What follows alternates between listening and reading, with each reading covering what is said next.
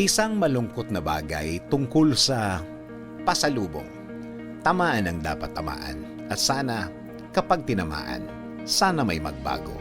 Pasalubong. Ang salitang pasalubong ay isang bagay na nakakapigil sa isang tao na umuwi at dumalaw sa kaibigan. Sa mahal sa buhay, tama, mas lalo na ang pamilya. Mas lalo na ang pamilya. Kapag walang pasalubong, lalo na ang taong nagpakita na wala ng napakahabang panahon.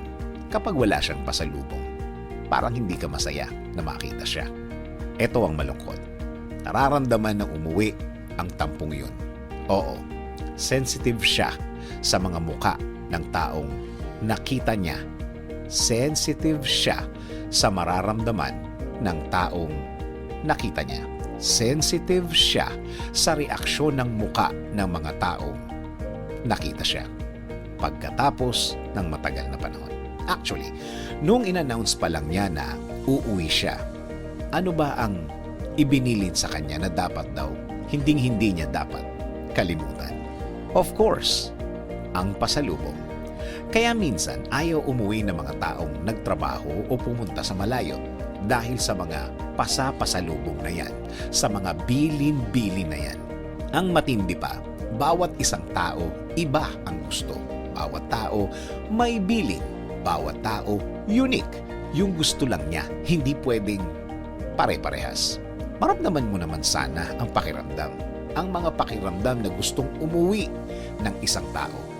Hindi niya magawa. Kasi isa ang pasalubong na pumipigil sa kanya. Isa ang pasalubong na nagdadalawang isip siya. Ilang beses na rin siya sigurong nagkaroon ng chance para makauwi. Pero di siya makauwi dahil sa pasalubong nga. Dahil nga sa mga bilin sa kanya na dapat maging masaya siya dahil uuwi siya. Dahil makikita na naman niya ang mga taong mahahalaga sa kanya. Mga taong alam naman niya na gusto siyang kasama at makakwentuhan. Pwede kayang baligtarin kahit ngayon lang ang sitwasyon? Yung makikipagkita ka sa kanya dahil gusto mo siyang makita. Yung ikaw ang nag-ipon o nagtabi ng kaunti para may panlibre ka naman sa kanya. Mga simpleng tao lang naman yung mga yan. Kahit tubig at cornic lang ang kainin at inumin nyo, okay na siya. Solve na siya doon. Gusto ka lang naman niya makasama at ma-update siya sa mga nangyayari sa'yo. Pwede kayang tawagan mo at tanungin ng, "Hello? Kailan ka uuwi? Ako naman ang bahala sa libre sa'yo. Huwag ka nang mag-alala sa pasalubong. Okay naman kami dito.